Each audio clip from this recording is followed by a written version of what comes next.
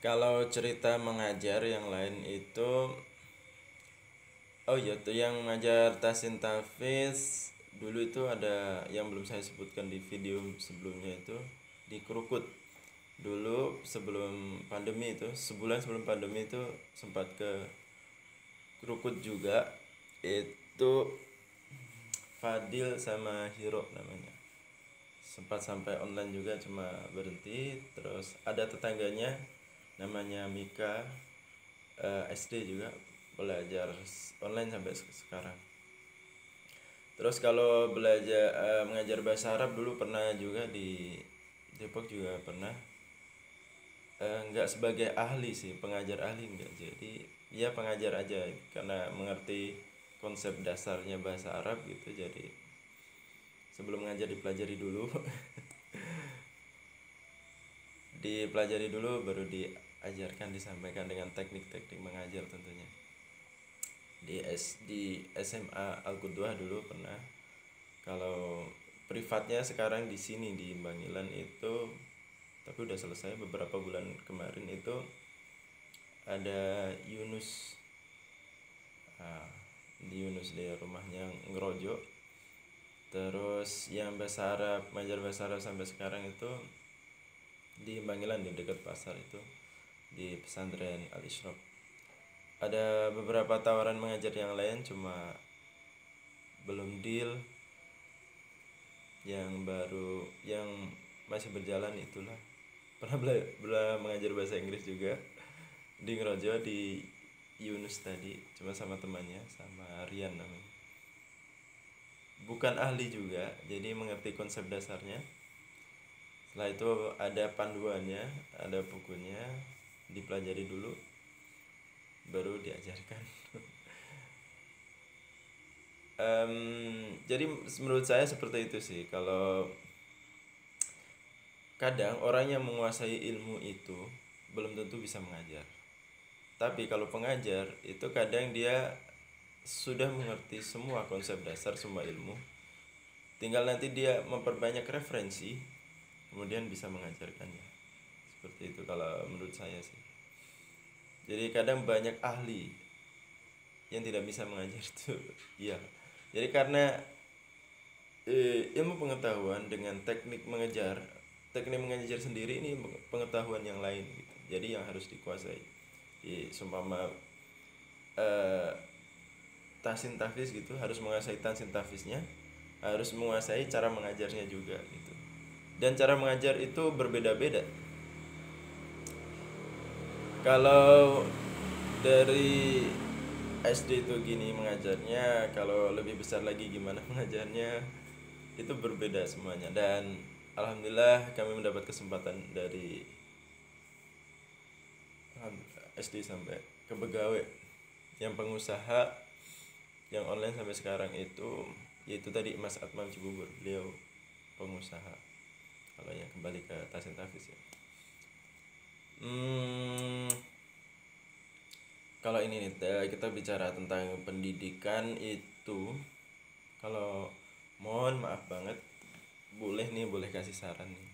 Kalau boleh kasih saran ya, kalau enggak ya nggak usah didengerin gitu. Ini nih untuk siswi, anak-anak perempuannya masih sekolah nih yang pakai rok.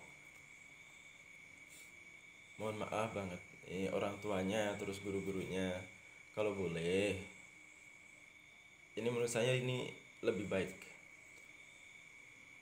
berangkat sekolah selain pakai rok itu kakinya juga ditutupin pakai celana. Tentu celananya nggak boleh yang ketat juga, nggak boleh legging, yang agak agak komprang lah. Saya setuju dengan model rok yang celana rok tapi ada celananya. Nah itu lebih bagus kayak celana pramuka itu. Karena apa ya? Itu lebih menjaga si siswi ini dari banyak hal, termasuk membantu menjaga mata-mata orang laki-laki nih, termasuk saya ya, biar nggak tambah dosa gitu. Iya mau nggak mau kadang di jalan kelihatan gitu. Ya mungkin maksudnya dari solusinya yaitu dari anaknya disuruh memakai rok yang ada celananya. Karena saya melihat dari SD sampai SMP SMA kok biasa aja, itu kan termasuk aurat, terus harus sempurna menutupnya gitu, bagus bawahnya sudah pakai sepatu tapi kok nggak sempurna nutupnya gitu loh. Ya mohon maaf nih, mohon bantuannya untuk para pemegang kepentingan pendidikan, terus para orang tuanya, para orang tua siswi-siswi ini tadi. Baiknya ya menurut saya nih, kalau didengerin nih, kalau nggak juga mohon maaf, nggak apa-apa, anaknya siswinya selain pakai rok juga diwajibkan pakai celana. Begitu. Kalau saran untuk tentang pendidikan nih yang lain juga, tapi ini sudut pandang yang lain ya. Ini nih, saya melihat beberapa kali melihat orang tua yang mengantar anaknya ke sekolah, itu mereka menunggu bareng-bareng dengan orang tua yang lain, tapi di depan sekolah. Mohon maaf Bapak Ibu, itu mengganggu. Yang pertama, saya juga merasakan sebagai guru ya, guru itu tidak leluasa dalam mengajar ketika ada orang tuanya. Dan kedua, anak jadi tidak mandiri ketika ada apa-apa langsung lari ke orang tua. Mungkin dicubit temennya, wah dicubit nih si A nih, lari ke orang tuanya. Itu membuat anak tidak mandiri. Kedua, mengganggu. Dulu pernah pengalaman di sekolah itu juga, kalau orang tua mengantar itu tidak boleh di lingkungan sekolah, harus ke seberangnya, silahkan cari gedung sendiri. Sempat sampai mereka itu patungan untuk menyewa satu kontrakan dengan tujuan tidak mengganggu proses mengajar. Seperti itu ya. Ya mohon maaf, bukan sok tahu, ini pengetahuan yang ada di otak saya. Tentu pengetahuan ini bukan murni dari saya, tapi kayaknya kok bagus dilaksanakan, kalaupun diterima. Kalau enggak juga enggak apa-apa, seperti itu. Jadi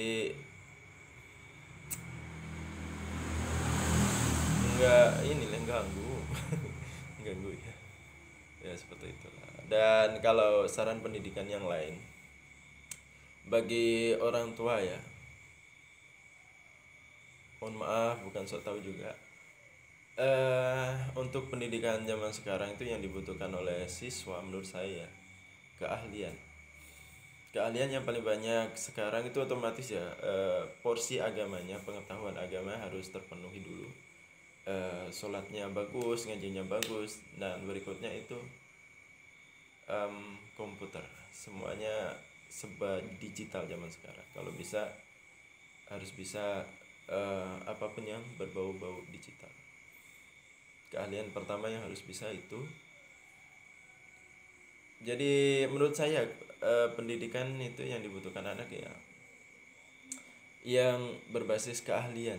Jadi sesuatu yang bakal bermanfaat untuk mendukung hidup mereka sampai hari tua nanti. Banyak nih, mohon maaf nih, menurut saya juga pelajaran-pelajaran kadang yang nggak ada hubungannya dengan hidup mereka di kemudian hari gitu. Kadang mereka juga sukses dari pelajaran yang berbeda dengan pelajaran yang dulu mereka pelajari gitu. Jadi selain belajar di sekolah, tidak menyalahkan pendidikan sekolah, enggak bagus, itu bagus juga, saya sekolah, saya kuliah, tapi juga harus punya keahlian. Kalau mengandalkan dari sekolah, karena konsepnya berbeda. Konsep itu, sekolah itu menanamkan pengetahuan. Dengan pengetahuan yang ada itu diharapkan bisa merumuskan sesuatu yang baru. Tapi kalau keahlian ini sesuatu yang bakal relate, berhubungan dengan hidup mereka nanti. Selain keahlian komputer, yang saya sarankan juga keahlian bisa jualan. Karena dimanapun saya meneliti nih, orang yang mindsetnya jualan itu dimanapun bisa bertahan. Ada aja akalnya untuk jualan gitu. Ditempatkan dimanapun itu nanti dia tahu tuh, mikir ini sesuatu bakal melaku nih, dijual di sini. Akhirnya dia bertahan hidup dengan yang dijual itu tadi. pertama komputer. Kalau komputer kan mahal ya, ya udah belajar jualan aja deh. Karena sering saya juga melihat tuh anak-anak SMP itu, laki-laki padahal dulu saya lihat, dia beli barang sama orang tuanya di Tanah Abang, jualan jilbab, laki-laki jualan jilbab. Di online kan juga lewat WA, lewat Facebook, Instagram gitu aja. Itu keuntungan harinya, setiap harinya itu 2 juta. SMP keuntungan setiap harinya 2 juta. Dan itu yang kadang orang lewatkan gitu. SMP kok sudah bekerja. Bukan bukan pekerja yang harus eh, menutup mereka untuk belajar yang ada di sekolah gitu, tapi ya timbang scroll scroll main HP yang nggak jelas gitu, mending jualan kan. Jualan sekarang juga tinggal update di status, terus kalau Instagram di story, Instagram story atau apa ya, nggak tahu deh, lama nggak main Instagram gitu. Itu juga nanti sering kok banyak yang nyantol kalau saya pernah menjalani gitu. Jadi itulah, kalau saran dari saya, kalau mohon maaf, kalau diterima juga bagus, kalau nggak diterima juga mohon maaf. Itu saran saya. Terima kasih.